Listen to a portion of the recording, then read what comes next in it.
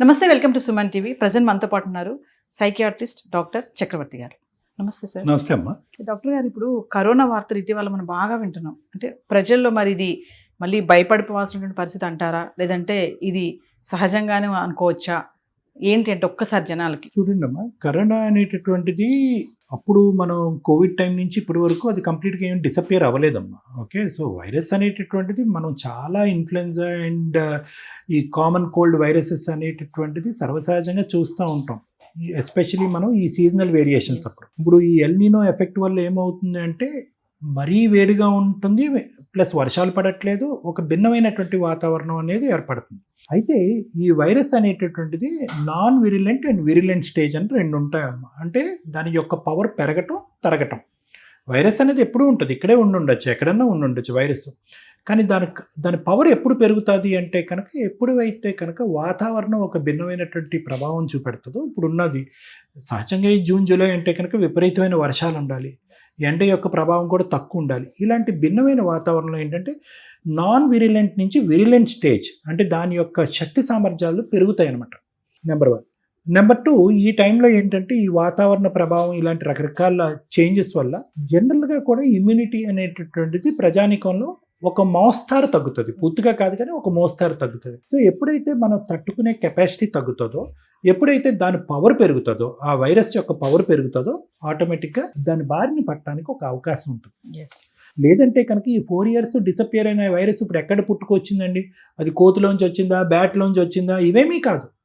అది ఎప్పుడైతే పుట్టుక అనేటటువంటిది చైనాలో 2019లో స్టార్ట్ అయ్యిందో, అది ఒకసారి పుడితే అది జీవితాంతం ఉంటుంది, ప్రపంచం ఉన్నంతకాలం ఉంటుంది. అది విజృంభిస్తుందా లేదా అనేటటువంటిది వాతావరణ ప్రభావం, మనం యొక్క తట్టుకునే కెపాసిటీ, ఇలాంటి రకరకాల ఫ్యాక్టర్స్ బట్టి ఆధారపడి ఉంటుంది.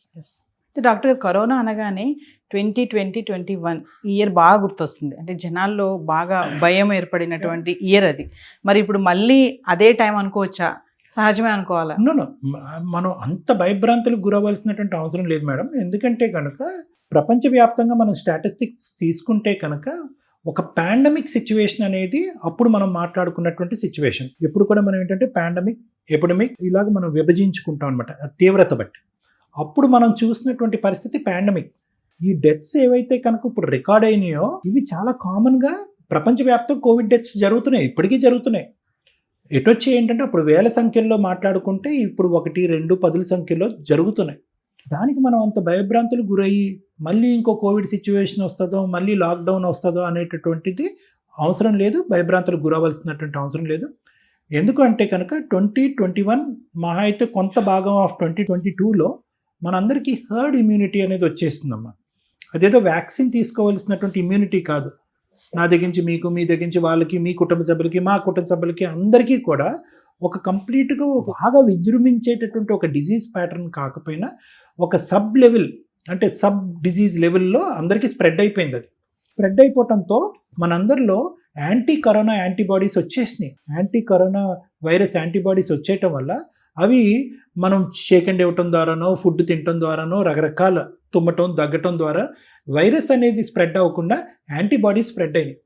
సో మనందరం ప్రొటెక్టెడ్. ఒక విధంగా చూసుకుంటే మనందరం హెర్డ్ ఇమ్యూనిటీ రావటం వల్ల మనందరం అదృష్టవంతులం, ప్రపంచవ్యాప్తంగా ప్రొటెక్టెడ్. కానీ కొన్ని సందర్భాల్లో ఆ ఈ హెర్డ్ ఇమ్యూనిటీ ఉన్నా కూడా కరోనా వైరస్ ప్రభావం పడి కొంతమంది ఎందుకు చనిపోతున్నారు డాక్టర్ గారు అని అంటే కనుక వీళ్ళకి ఆల్రెడీ ఇమ్యూనిటీ తక్కువ ఉన్నటువంటి వాళ్ళు, ఎంత హెర్డ్ ఇమ్యూనిటీ ఉన్నా కూడా వాళ్ళు శారీరకంగా తట్టుకునేటటువంటి కెపాసిటీ ఎంత పర్సంటేజ్ ఉంటుంది? వాళ్ళు స్మోకర్సా, లేదంటే వాళ్ళు సిఓపిడి ఉందా, క్రానిక్ అబ్స్ట్రక్టివ్ పల్మనరీ డిజీజ్ ఉందా, ఇతరత్ర ఆరోగ్య సమస్యలు ఉండటం వల్ల వాళ్ళు ఓవరాల్ ఇమ్యూనిటీ స్టేటస్ తగ్గిందా అనేటటువంటి కొంత దురదృష్టవంతులు ఎవరైతే ఉంటారో వాళ్ళ మీద ఈ వైరస్ యొక్క ప్రభావము, దుష్ప్రభావము, విపరీతమైనటువంటి ప్రభావం ఎక్కువ కనిపిస్తూ ఉంటుంది.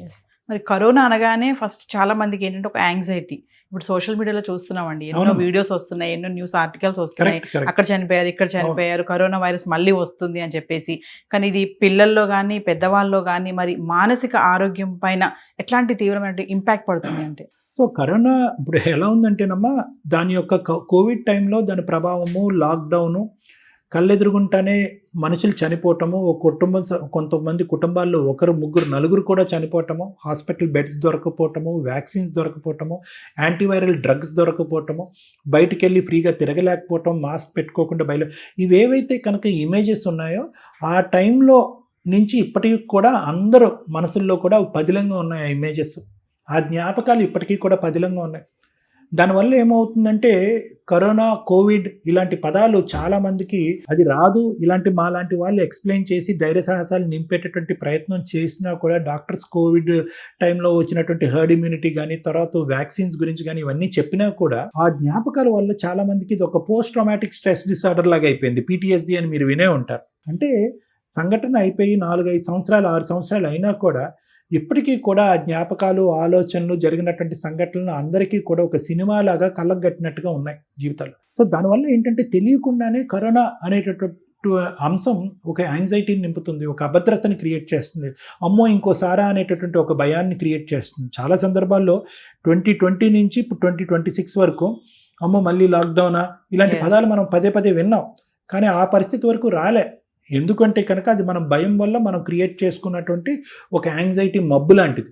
ఈసారి మొన్న ఏదో జరిగిందని అన్నారు, ఏపీలో జరిగిందన్నారు. ఈసారి ఏంటంటేనమ్మా, ఎప్పుడైతే ఒక భయము ఒక రియాలిటీకి దగ్గరగా ఉంటుందో, అంటే అరే వాడికి కరోనా వచ్చింది వీడికి కరోనా అనుకోవటం వేరో, కరోనా వల్ల ఒకే చిన్న ప్రాంతంలో ఒక 4 చనిపోయారు, లేదంటే 3 చనిపోయారు, లేదంటే ఇంతమంది టెస్ట్ అయితే కనుక ఇంతకు ముందు పాజిటివ్ అనేటటువంటిది ఎప్పుడైతే కనుక మనకున్న ఇమాజినరీ ఫియర్కి ఒక రియాలిటీ కనెక్ట్ అవుతుందో ఆటోమేటిక్గా మన ఫియర్ కాంప్లెక్స్ పెరిగిపోతుంది అన్నమాట.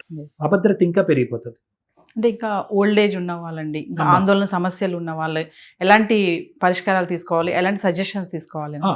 ఒకటమ్మా, ధైర్య సాహసే లక్ష్మి. మనం ఎప్పుడు కూడా ఒకటే అంటాం, కరోనాని నిజంగా వాస్తవానికి ఒక యాంటీవైరస్ వల్ల మనం సేఫ్ గార్డ్ చేసుకున్నామా, లేదంటే ఒక వ్యాక్సిన్ వల్ల బారిన పడకుండా ఉన్నామా అంటే కనుక అవి కొంతవరకు అవి మన జీవితంలో రోల్ ప్లే చేసినాయి. ఏది ఆ టైంలో నేను చెప్తున్నాను, ఎక్కువ శాతం మనలో మనం నింపుకున్నటువంటి ధైర్యం, మనలో మన పోరాట పటిమి, గవర్నమెంట్ నుంచి మోడీ గారి దగ్గర నుంచి అందరూ కూడా ఒక్క మాట అన్నారు, జాగ్రత్తగా ఉండండి, అట్ ద సేమ్ టైం ధైర్యంగా ఉండండి అని చెప్పారు. ఈ ధైర్యాన్ని ఎవరైతే కనుక నిలబెట్టుకుని ముందుకెళ్ళారో వాళ్ళు బ్రతికి బట్టకట్టారు. ఎవరైతే కనుక భయభ్రాంతులకు లోనయ్యారో, అంటే ఒక భయం అనేటటువంటిది మనకి తెలియకుండానే మనం ఒక జబ్బుని తట్టుకునేటటువంటి ఒక వైరస్ని, ఒక బ్యాక్టీరియాని, ఒక క్రిమికీటకాన్ని, ఒక పవర్ని తట్టుకునేటటువంటి కెపాసిటీ కూడా ఒక భయం అనేది కిందకి జారుస్తుంది అనేటటువంటి దానికి మన కోవిడ్ టైం అనేటటువంటిది ఒక నిదర్శనం, ఒక ఎగ్జాంపుల్. సో మన ఫ్యూచర్లో ఇటువంటి పరిస్థితి రాదా డాక్టర్ గారు అంటే కనుక ఆ పరిస్థితి రాకపోవచ్చేమో, కానీ ఆ పరిస్థితి వస్తుందేమో అనేటటువంటి భయంతో మనకు తెలియకుండానే మనం జబ్బుని తట్టుకునే కెపాసిటీని మనం తగ్గించేసుకుంటున్నాం, ఒక యాంగ్జైటీ కానీ, ఒక ఫియర్ కానీ. సో ప్రధానంగా వృద్ధాప్యంలో ఉండేటటువంటి వాళ్ళకి కానీ, లేదంటే ఏదైనా ఇతరత్ర మల్టిపుల్ ఆరోగ్య రీత్యా సమస్యలు ఉండేటటువంటి వాళ్ళకి కానీ, లేదంటే నాకు వస్తుంది అనేటటువంటి సెన్సిటివ్ వ్యక్తులకు కానీ అందరికీ మనం చెప్పేది ఏంటంటే, ప్లీజ్ ఒక ఆలోచనకి ఒక చిక్కుముడిలాగా, ఒక సాలిగూడులాగా ఒక ఆలోచనని అల్లుకుని వెళ్ళిపోయేటటువంటి పరిస్థితిని తెచ్చుకునేది వరకు ఉండద్దు. ఒక భయంతో కూడేటటువంటి ఆలోచనని వాస్తవానికి దగ్గరగా ఉందా లేదా, సైన్స్కి దగ్గరగా ఉందా లేదా అన్నది ఆలోచించుకోండి. అనవసరంగా ఒక ఆలోచనని దాన్ని అలా అల్లుకుంటూ వెళ్ళిపోయి ఒక ప్యానిక్, ఒక యాంగ్జైటీ డిసార్డర్ వస్తే కనుక ఆ డిసార్డర్ మీ ఇమ్యూనిటీని తగ్గిస్తుంది. మీరు సైంటిఫిక్ ఫ్యాక్ట్స్కి దగ్గరగా ఉండడానికి ట్రై చేయండి. ఎంతవరకు మీరు వినేటటువంటి వార్తల్లో నిజమో అబద్ధమో తెలుసుకునేటటువంటి ప్రయత్నం చేయండి. అందులో నిజం లేకపోతే కనుక దయచేసి ఆ భయం అనేటటువంటి భావాన్ని తీసి పక్కకు పడేసేయండి. ఒక భయంతో ఉండటం అనేటటువంటిది ఈజ్ ఈక్వల్ టు ఒక జబ్బుతో పాటు ప్రయాణం చేయటం. కొన్ని ఫ్యామిలీస్ గురించి మన సొసైటీ గురించి మాట్లాడుకుంటే డాక్టర్ గారు, కొన్ని ఫ్యామిలీస్లో ఏంటంటే కొంతమంది భయపడిపోతూ ఉంటారు, కొంతమంది ధైర్యంగా ఉంటారు. మరి అలా భయపడిపోయే వాళ్ళకి మరి ఎలాంటి ధైర్యమైన మాటలు చెప్పాలి అని? మంచి ప్రశ్న అమ్మా. ఎందుకంటే అందరికీ ఒకటి చెప్తాం, ఒక సెన్సేషనల్ న్యూస్ మాట్లాడుకున్నంతసేపు బాగానే ఉంటుంది, కానీ ఆ సెన్సేషన్ కొన్ని సున్నితమైన స్వభావం ఉండేటటువంటి వాళ్ళ మీద ఎటువంటి ప్రభావం చూపెడుతుంది అనేటటువంటిది కూడా మనం గుర్తు పెట్టుకునే అటువంటి అంశాలు మన కుటుంబంలో మాట్లాడుకోవచ్చా వద్దా అనేది చాలామందికి నేను చెప్తూ ఉంటాను. అన్నెసెసరీ న్యూస్ ఛానల్స్ చూడొద్దు, అన్నెసెసరీ ఎక్కడో ఏదో జరిగింది, ఏదో మాస్ సూసైడ్ చేసుకున్నారు, ఇంకోటి ఏదో హత్య జరిగింది, ఇలాంటి న్యూస్ ఏదైతే ఉన్నాయో అవి అనవసరంగా మన లోపల ఒక న్యూరోకెమికల్ డిస్టర్బెన్స్ అనేటటువంటిది క్రియేట్ చేస్తూ ఉంటుంది. సో మన కుటుంబంలో ఎటువంటి వార్తల గురించి మాట్లాడుకోవాలి, మాట్లాడుకోకూడదు, ఎటువంటి ఛానల్స్ చూడాలి, చూడకూడదు అనేటటువంటిది మన కుటుంబ సభ్యుల యొక్క వైఖరి, ఆలోచన, వ్యక్తిత్వం బట్టి అటువంటివి డిస్కస్ చేసుకుంటే మంచిది. అనవసరమైనటువంటి సబ్జెక్ట్స్ మాట్లాడుకోవటం, భయానికి లోన్ అవటం, తర్వాత ఏమీ లేదులే అని చెప్పి వదిలేయటం అనేటటువంటిది ఒక పరిపాటి అయిపోయింది. సెన్సేషనలిజం అంటాం, ఇది ఒక డిజీజ్. సమాజంలో ఉండే ఈ సెన్సేషనలిజం అనేటటువంటిది ఒక డిజీజ్. ఎందుకు సెన్సేషన్ చేసుకుంటామో మనకు తెలియదు. ఇప్పుడు ఈ కరోనా ఈ సమస్య కూడా ఒక సెన్సేషన్ చేసేసుకుంటాం, ఒక 3 రోజుల తర్వాత అది ఏం లేదులే అని అనుకుంటాం. ఎందుకు అనవసరంగా ఒక టెర్రరిజం అనేటటువంటి ఒక భయంకరమైన అట్మాస్ఫియర్ని మనం క్రియేట్ చేసుకోవాలి. అది క్రియేట్ చేసుకున్న తర్వాత మళ్ళీ అది తగ్గించుకోవాలి. ప్రత్యేకంగా పిల్లలు, నేను చెప్పేది ఏంటంటే కనుక పిల్లలు యూజువల్గా అడ్వెంచరస్ న్యూస్కి చాలా ఈజీగా గ్రాప్ చేసుకుంటారు. ఇప్పుడు ఇదే డిస్కషన్ మన ఇంట్లోకి వెళ్ళి, మరి నీకు తెలుసా పలానా ప్రాంతంలో 4 కరోనా వల్ల డిజీజ్ చనిపోయారు అనగానే పిల్లలు అనవసరంగా ఉలిక్కి పడతారు, భయభ్రాంతులకు లోనవుతారు, రాత్రి నిద్రపోరు, కొంతమందికి పీడకలు వస్తూ ఉంటాయి. అటువంటి అట్మాస్ఫియర్ అనవసరంగా ఏంటంటే పిల్లలు ఎదురుగుంటే డిస్కస్ చేయకూడదు. ఆ పిల్లలు వెళ్ళి ఇంకో బస్సులో ఇంకో 4 పిల్లలతో మాట్లాడుతూ ఉంటారు. కాబట్టి నేను అనేది ఏంటంటే what we discuss will create the atmosphere in our house. కాబట్టి ఆ డిస్కషన్స్ రాకుండా మనం జాగ్రత్త పడటం మంచిది. ఒకవేళ పిల్లలు ప్రశ్నిస్తే అండి, మరి ఏంటి కరోనా వస్తుందంట, మళ్ళీ లాక్డౌన్ ఉంటుందా, మనకు హాలిడేస్ వస్తాయా, ఎలాంటి కేరింగ్స్ ఎలా ఉండాలి, ఏంటి, మళ్ళీ అందరం ఇంట్లోనే ఉంటామా, క్వశ్చన్స్ వేస్తూ ఉంటారు. మంచి ప్రశ్న అమ్మా. పిల్లలకి ఏదైనా యూజువల్గా బిట్వీన్ 8 to 15 years పిల్లలు, టీనేజ్లో ఉండేటటువంటి పిల్లలు, యంగ్ ఏజ్లో ఉండే పిల్లలు, తెలియని వయసులో ఉండేటటువంటి పిల్లలకి ఎప్పుడూ కూడా వాళ్ళకి ఏదైనా ఎక్స్ప్లెయిన్ చేయాలంటే కనుక ఫస్ట్ అది మనం ఏదైతే ఎక్స్ప్లెయిన్ చేయాలి అనుకుంటున్నటువంటి సబ్జెక్ట్ మీద మనకు పూర్తి స్థాయి అవగాహన, ఆలోచన ఉందా లేదన్నది మనం తెలుసుకోవాలి. ఉన్నది లేనట్టుగా కానీ, లేనిది ఉన్నట్టుగా కానీ, లేకుండా ధైర్యం చెప్పడం కానీ, లేదంటే లేని దానికి ఎక్కువగా భయపెట్టే పరిస్థితి పిల్లలకి రాకూడదు. ఫర్ ఎగ్జాంపుల్ అలా రాకూడదు అంటే కనుక మనం ఆ సబ్జెక్ట్ మీద ఎంత గ్రిప్లో ఉన్నాము అనేటటువంటిది చాలా ఇంపార్టెంట్. పిల్లలకి ఎప్పుడూ కూడా ఫ్యాక్చువల్ బేసిస్ మీద, సైంటిఫిక్ బేసిస్ మీద మాట్లాడటం మంచిది. కమింగ్ టు మరి మనం సిమ్టమ్స్ గురించి మాట్లాడుకుంటే సార్, మరి అప్పట్లో కరోనా అంటే కొన్ని సిమ్టమ్స్ చెప్పేవాళ్ళు, మాస్క్ పెట్టుకోవాలి అని చెప్పారు, దూరంగా ఉండాలి అన్నారు, ఎక్కువ గ్యాదరింగ్స్ చేయొద్దు అని చెప్పారు. మరొకసారి మన సిమ్టమ్స్ గురించి మాట్లాడుకుంటే, సబ్ సిమ్టమల్ ఇప్పుడు ఏవైతే కనుక మీరు చూసారో ఈ మధ్యకాలంలో జరిగినవని చాలా చోట్ల ఏంటంటేనమ్మా, ఎప్పుడైతే ఒక వైరస్ యొక్క విరిలెన్స్, ఒక వైరస్ యొక్క గోల్డెన్ ఫేస్ అని అంటూ ఉంటాం, ఆ ఫేస్ పోయిన తర్వాత అది అంత విరిలెంట్గా లేనప్పుడు సబ్ సిమ్టమ్స్ ఎక్కువ ఉంటాయమ్మా. అంటే సిమ్టమ్స్ అంటే కనుక జలుబు, ముక్కు, దగ్గటము, జ్వరం రావటము, నీరసంగా ఉండటం అలాగ ఉండవమ్మా. ఇవన్నీ కూడా చాలా సబ్ సిమ్టమాటిక్గా ఉంటాయి, అసలు వచ్చి రానట్టు, ఉండనట్టు ఉంటాయి. సో కాబట్టి సిమ్టమ్ బేసిస్ మీద మనం జాగ్రత్తలు తీసుకునే దానికంటే సహజ సిద్ధంగానే జాగ్రత్తలు తీసుకోవటం మంచిదేమో. ఆరోగ్యకరమైనటువంటి పోషణ అంటే మంచి హెల్దీ ఫుడ్, న్యూట్రిషియస్ ఫుడ్ తీసుకోవటము, ఎక్కువగా గ్యాదరింగ్స్ ఉండేటటువంటిది వీలైనంత వరకు అవాయిడ్ చేయటము, వీలైనంత వరకు షేక్ అండ్ ఇలాంటివి లేకుండా నమస్కారం అనేటటువంటి సంస్కారాన్ని నేర్చుకోవటము. అంటే ఇలాంటివి మ్యాండేటరీగా చేయవలసినటువంటి అవసరం లేకపోయినా కూడా సహజంగా చేసినా కూడా అవి ఒక విధంగా మనకి ప్రొటెక్టివ్ మెజర్స్.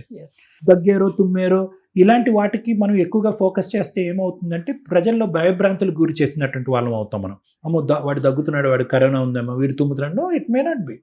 దాని యొక్క ఛాన్స్ ఇప్పుడు ఉండేటటువంటి స్టాటిస్టిక్స్ బట్టి చూసుకుంటే it may not be even 0.01%. ఇంకా ప్రతి దగ్గు, తుమ్ముకి మనం భయపడేటట్టు అయితే కనుక మనుషులు కలుసుకోవటం, మాట్లాడుకోవటం కూడా తగ్గిపోతుంది. అవసరం లేకుండా మాస్కులు, అవసరం లేకుండా శానిటైజర్లు వాడేసేటటువంటి ఆ పాత పరిస్థితికి మనం వెళ్ళిపోతూ ఉంటాం. యూజువల్గా మన ఇమ్యూనిటీని పెంపొందించుకునేటటువంటి విధంగా మంచి హెల్దీ ఫుడ్, హెల్దీ డైట్, తర్వాత ఏంటంటే హెల్దీ స్లీప్ ప్యాటర్ను, ఎక్సర్సైజు, ఇలాంటి వాటిని మనం నమ్ముకుని ముందుకెళ్తే మంచిదమ్మా. నెంబర్ 1, వీలైనంత వరకు మాసెస్ ఉండేటటువంటి క్రౌడెడ్ ఏరియాస్ని అవాయిడ్ చేయడం మంచిది. వీలైనంత వరకు skin to skin contact, hand to hand touch, కరచాలను చేయడం అనేటటువంటిది అవాయిడ్ చేస్తే మంచిది. అప్పుడు తీసుకునేవే, but at lesser intensity. So doctor గారు, అయితే ఇందాక మీరు అన్నారు యాంగ్జైటీ డిజార్డర్ అని చెప్తున్నారు కదా, మరి ఎలాంటి లక్షణాలు కనిపిస్తే ఇమీడియట్లీ సైకియాట్రిస్ట్ని కలవాలి అంటే? సో యూజువల్గా ఇలాంటి వాటిలో యాంగ్జైటీ డిసార్డర్ అంటేనమ్మా మనం మాట్లాడేసి వదిలేస్తూ ఉంటాం. ఇప్పుడు మీరు మాట్లాడారు, నేను మాట్లాడేసాను, ఈ సబ్జెక్ట్ ఇంట్లో వదిలేసి ముందుకు వెళ్ళిపోతాం.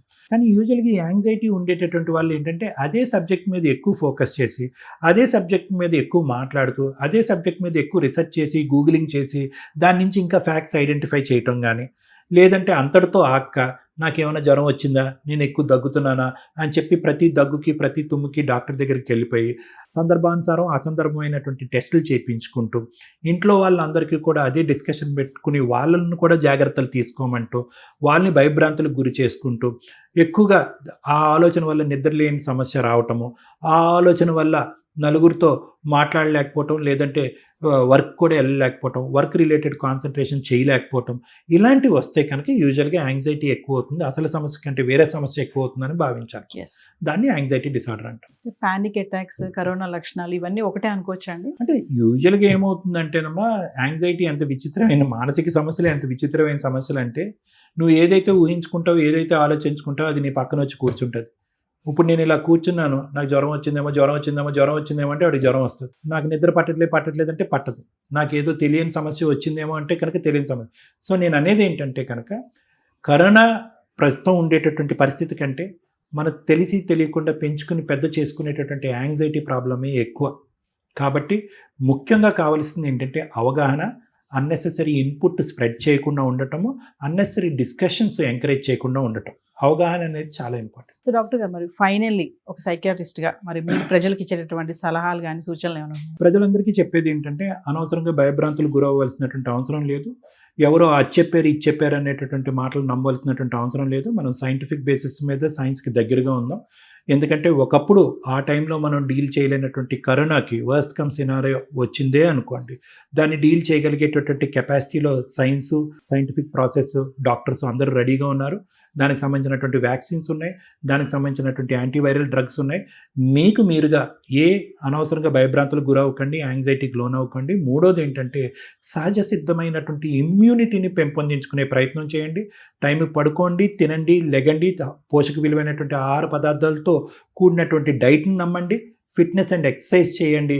ఎక్కువ స్క్రీన్ టైం పెట్టుకోకుండా స్క్రీన్ టైం తగ్గించుకుని నిద్ర, ఆహారాలు సరైనటువంటి సమయానికి ఉండే విధంగా ప్రయత్నం చేయండి. Thank you. Thank you.